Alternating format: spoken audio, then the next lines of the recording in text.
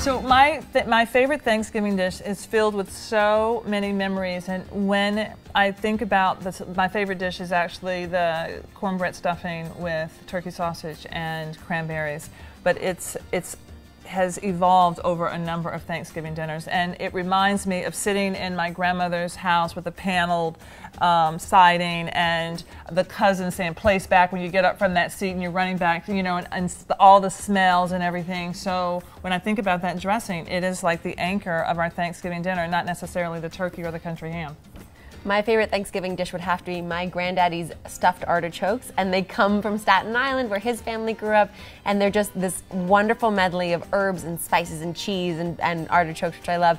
And for me, it's about coming in the day before Thanksgiving, sitting all together at this sort of assembly line and packing the fresh artichokes and then baking them, and the perfuming of the house that happens. And it's such a wonderful experience to get to do that every year with the whole family gathered around. So the cookie collection that I think that people should have under their tree, well, we have two. We have the sweet collection and we have the savory collection. So I think that if you're sweet, then try the savory and vice versa. So it depends. Are you sweet or are you savory? And then we have, you're sweet, oh, then you have to get the whole collection, girl. You can't just choose. She needs that vanilla shortbread with sea salt. Yes, Yum. exactly. That pecan shortbread, yum. But then we're coming out with a holiday collection, so you have to try that one. Ooh. With the chai, chocolate chai with habanero sugar.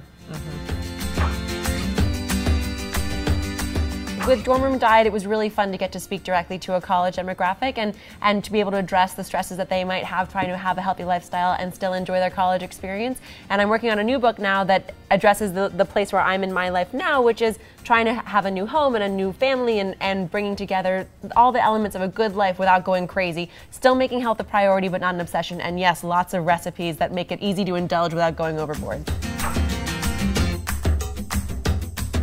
I have to say that there are a lot of dishes that our co-hosts will do that I've made for my family, my friends. I think all of us have seen a dish here, like the 5 in 5. Okay, if Michael's done that in 5 minutes, then I'm going to go home and do that tonight because I have actually 15 minutes to cook dinner, and that means that I'll have 10 minutes to spare.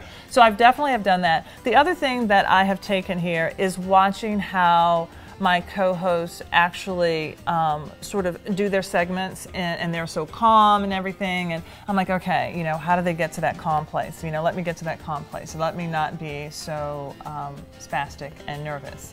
And so I have learned to tell stories, get my segment done, and make it look like I'm just, you know, at ease. Yes.